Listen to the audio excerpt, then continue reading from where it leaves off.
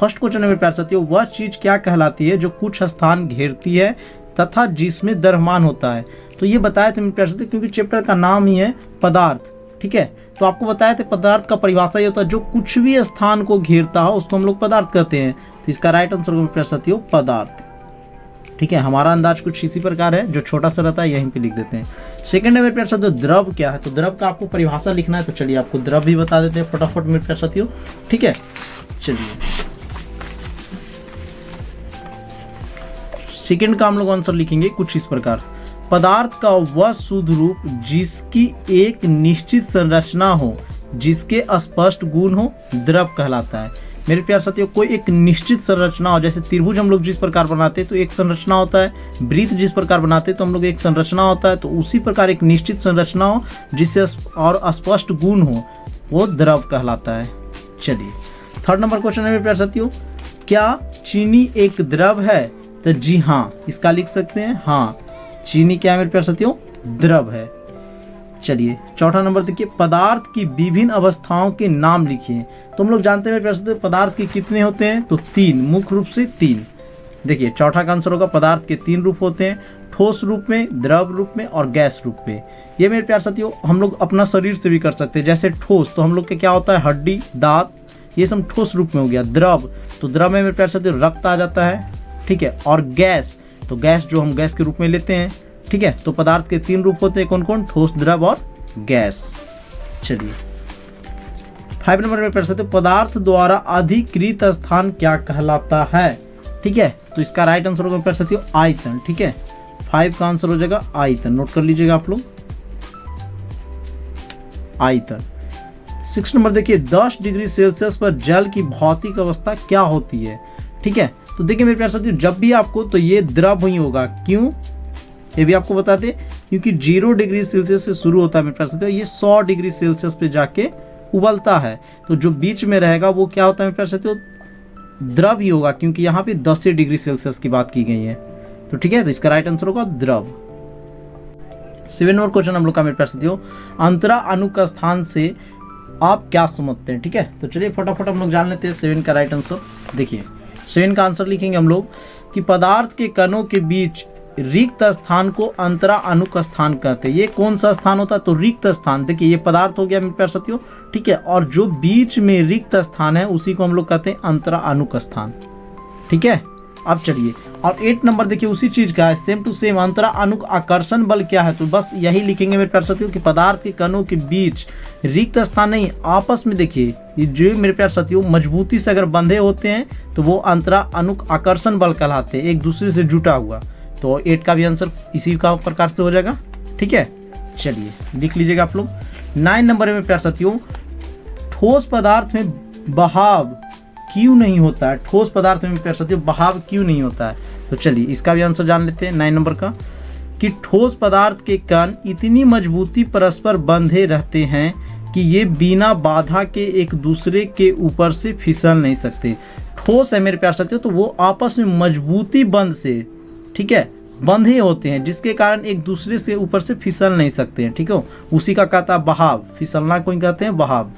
चलिए आशा करते हैं कि आपको समझ में आ गया, नोट करते चलिएगा, ठीक है।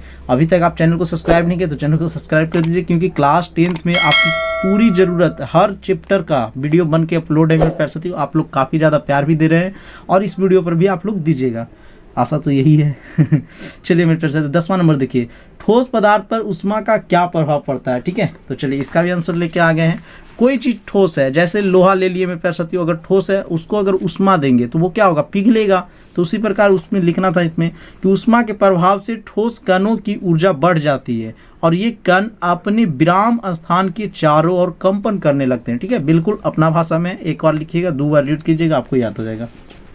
चलिए जी आगे चलते हैं। जल्दी जल्दी वीडियो इसलिए बना रहे हैं कि वीडियो आपको लंबा नहीं कर रहे हैं, ठीक है।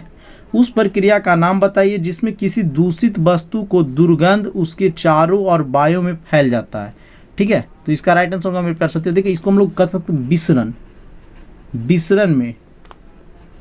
चलिए, जल की थोड़ी मात्रा को कमरे के फर्श पर गिरा देने पर वह फर्श पर क्यों फैल जाता है?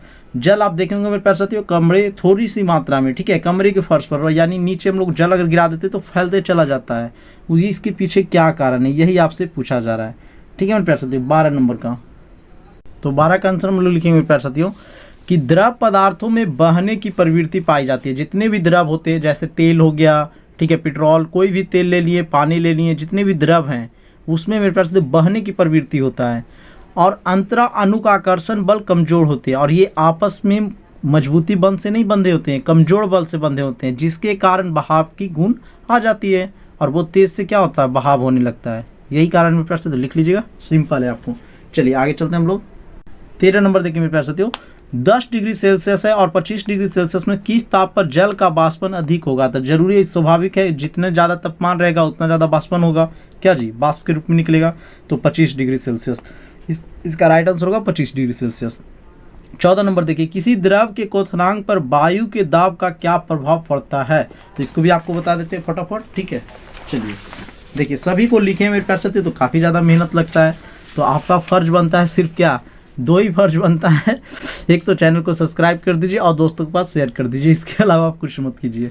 चलिए द्रव का क्वथनांक वायुमंडल के दाब पर निर्भर करता है, ये हकीकत बात है मेरे प्यारे साथियों। जिस प्रकार अगर आप वायुमंडल में दाब रहेगा वही द्रव का भी क्वथनांक होता है। पानी देखते हैं हम लोग गर्म हो जाता है। चलिए तो वायुमंडल का दाब अधिक रहने पर दाब, यहाँ पे दाब होगा मेरे प्यारे साथियों, का क्वथनांक भी द्रव का क्वथनांक भी बढ़ जाता है। इसके विपरीत वायुमंडल के दाब कम रहने पर द्रव का क्वथनांक भी कम हो जाता है। ठीक है मेरे प्यारे साथियों, जैसे जैसे आप ऊपर जाइएगा, ठीक है, तो वैसे वैसे वायुमंडल का दाब क्या होता है, बढ़ते जाता है। चलिए तो आप लिख लीजिएगा यहाँ से यहाँ तक। चलिए आगे चलते हैं मेरे प्यारे साथियों 15 नंबर क्वेश्चन। सामान्य दाब पर एक पदार्थ क्वथनांक के कमरे ताप के कम है, बताएं कि पदार्थ की भौतिक अवस्था क्या होगी? तो ये भौतिक अवस्था मेरे प्यारे साथियों तरल रूप में होगा, तरल रूप में, ठीक है। और ये कौन सा होता है, तो बेंजीन होता है। बेंजीन का सूत्र क्या होता है, तो C6H6। ये काफ़ी बार पूछा भी गया है क्लास 10th में। बेंजीन का सूत्र की क्या होता है, 66H6। और ये मेरे प्यारे साथियों इसका मान कितना 80 डिग्री तक होता है, तो 6 डिग्री सेल्सियस से 80 डिग्री सेल्सियस तक। ये तरल अवस्था में रहता है, यानी इसको कह सकते हैं द्रव अवस्था में। ठीक है मेरे प्यारे साथियों, इसका राइट आंसर होगा तरल या द्रव। 16 देखिए किसी ठोस के द्रवनांक की परिभाषा लिखे। आपको परिभाषा को लिखना है, तो चलिए ये भी बता देते हैं आपको फटाफट। देखिए 16 का आंसर होगा मेरे प्यारे साथियों जिस ताप पर कोई ठोस पदार्थ पिघल कर द्रव के रूप में बदल जाता है वह ताप ठोस का द्रवनांक कहलाता है। लोहा लिए, अब लोहा जितना डिग्री सेल्सियस पे पिघल जाएगा मेरे प्यारे साथियों उसी को ताप का ठोस का द्रवनांक कहते हैं। अलग चीज कुछ भी धातु लीजिए और जिस ताप पे वो गलेगा यानी पिघल जाएगा उसी को ताप का ठोस का द्रवनांक कहलाता है। सिंपल है। चलिए जी आगे चलते हैं हम लोग 17 नंबर प्रश्न। 17 नंबर प्रश्न मेरे प्यारे साथियों, ठीक है, कि क्या होता है जब जल को 0 डिग्री सेल्सियस तक ठंडा किया जाता है? ठीक है, तो बताना मेरे प्यारे साथियों, तो ये बर्फ में जम जाता है, बर्फ में, ठीक है, बर्फ जम जाता है। 0 डिग्री सेल्सियस तक गर्म करेंगे, ठंडा करेंगे तो क्या हो जाएगा, बर्फ बन जाएगा। आगे चलिए गैस को ठंडा करने पर क्या होता है? 18 नंबर में प्यारे साथियों गैस को ठंडा करने पर क्या होता है, तो ये द्रव रूप में बन जाता है। ठीक है, द्रव बन जाता है, लिख सकते हैं कि द्रव बन जाता है। आगे देखिए अमोनिया क्लोराइड के गर्म करने पर क्या होता है? अमोनिया क्लोराइड को गर्म करेंगे प्यारे साथियों तो क्या होगा, तो ये वाष्प में परिवर्तित हो जाता है। किस चीज में जी, वाष्प में परिवर्तित हो जाता है, वाष्प। चलिए आगे आइए, पदार्थ के चतुर्थ अवस्था को क्या कहते हैं? देखिए आपको बताया था कि पदार्थ मुख्यतः 3 रूप में होता है, कौन, ठोस, द्रव, गैस, लेकिन यहाँ चतुर्थ पूछ रहा है मेरे प्यारे साथियों, तो जब भी चतुर्थ ये अपवाद टाइप का है तो इसका होगा प्लाज्मा। ठीक है, प्लाज्मा। चलिए आगे चलते हैं प्यारे साथियों 21 नंबर, क्या कारण है कि गैसों को संपीड़ित किया जा सकता है किंतु द्रव को नहीं? ठीक है, तो 21 नंबर का आंसर कुछ इस प्रकार लिखेंगे कि इसका कारण यही है कि गैस की अपेक्षा द्रव में अंतर अणु का स्थान बहुत कम होते हैं। ठीक है, 22 नंबर प्रश्न में प्यारे साथियों कि उस गैस का नाम बताएं जिसकी आपूर्ति अस्पतालों के द्रव के रूप में की जाती है। तो कोरोना काल में आपको पता होगा मेरे प्यारे साथियों इस गैस का क्या नाम है, ऑक्सीजन गैस। ठीक है, ये मेरे प्यारे साथियों ऑक्सीजन है, आप लोग लिख लीजिएगा, इसका संकेत होता है O2, जहाँ पे 2 है तो वो गैस, ऑक्सीजन गैस के कोरोना काल में हम पते हैं कितना मेरे प्यारे साथियों मतलब मिल नहीं रहा था कहीं कहीं पे। किसी पदार्थ का ताप 25 डिग्री सेल्सियस है तो केल्विन स्केल में इसका ताप क्या होगा। यानी सीधा सीधा बोला जा रहा है कि 25 डिग्री सेल्सियस को केल्विन में बदले। तो चलिए आपको ये भी सिखा देते हैं फटाफट। तो सबसे पहले आप लोग को पता होना चाहिए मेरे प्यारे साथियों कि 1 डिग्री सेल्सियस में, ठीक है, 273.15 केल्विन होती है। ठीक है, तो हमको निकालना है मेरे प्यारे साथियों कितना, 35 डिग्री सेल्सियस का। 35 डिग्री सेल्सियस का पूछा जा रहा है तो कुछ नहीं कीजिएगा, जितना डिग्री सेल्सियस बोलेगा उतना आप मेरे प्यारे साथियों इसमें ऐड कर दीजिएगा, यानी हम लोग जोड़ देंगे। कितना जी, तो 35 डिग्री सेल्सियस। अब दोनों को जोड़ देंगे तो ऐड करेंगे तो आ जाएगा 308.15 के केल्विन में। इतना केल्विन में प्यारे साथियों परिवर्तन हो गया। यहाँ देखिए सेल्सियस में था और ये केल्विन में हम लोग का आ गया है, तो नोट कर लीजिएगा आप लोग। चलिए आगे चलते हैं मेरे प्यारे साथियों हम लोग। अभी तक अगर आप चैनल को सब्सक्राइब नहीं किए तो चैनल को सब्सक्राइब कर लीजिए, ठीक है, और दोस्तों के पास भी शेयर कर दीजिए। इसके बाद है मेरे प्यारे साथियों 24 नंबर, सामान्य दाब पर जल के नमूने क्वथनांक 102 डिग्री है तो क्या ये जल शुद्ध है। तो इसका हो जाएगा राइट आंसर मेरे प्यारे साथियों नहीं, ठीक है, क्योंकि जल को अधिकतम हम मेरे प्यारे साथियों 100 डिग्री सेल्सियस पे करेंगे तो उसका वाष्प बनने लगता है। ठीक है, चलिए, उबलते हुए जल के तुलना में उसका भाप अधिक जलन पैदा करता है, क्यों।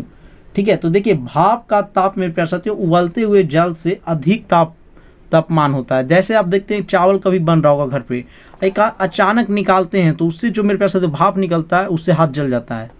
ठीक है, तो इसको आपको लिखना है मेरे प्यारे साथियों, भाप का ताप उबलते हुए जल से अधिक होता है। ठीक है, देखिए इसको अगर बोलिएगा तो लिख देंगे मेरे प्यारे साथियों। देखिए यहाँ पे आप लोग लिख सकते हैं कि भाप का, ठीक है, ताप, तो यहाँ पे तो है नहीं, यहीं पे लिख देते हैं भाप का ताप उबलते से अधिक होता है, अधिक होता है। क्या अमोनिया की गैसीय अवस्था को वाष्प कहा जा सकता है। तो इसको आंसर होगा मेरे प्यारे साथियों हाँ, ये बिल्कुल 100% सही है, क्योंकि इसका वाष्प का मान कुछ 8.4 करके होता है। तो क्या अमोनिया को गैसीय अवस्था में वाष्प कहा जा सकता है, तो इसको बोलेंगे हाँ।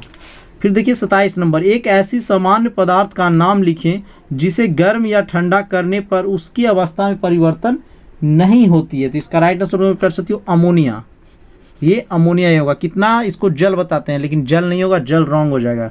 चलिए आगे देखिए मेरे प्यारे साथियों, एल्कोहल और ईथर में किसका वाष्पन तीव्रता होगी। एल्कोहल और ईथर में किसका वाष्पन तीव्रता होगी, तो ये होगा मेरे प्यारे साथियों ईथर का। तो 28 का राइट आंसर होगा ऑप्शन नंबर डी। अभी तक आप चैनल को सब्सक्राइब करेंगे तो चैनल को सब्सक्राइब कर लीजिए, क्योंकि बहुत जल्द मेरे प्यारे साथियों लघु उत्तरीय प्रश्न को वीडियो आने वाला है। तो मिलते हैं नेक्स्ट वीडियो में। जय हिंद, जय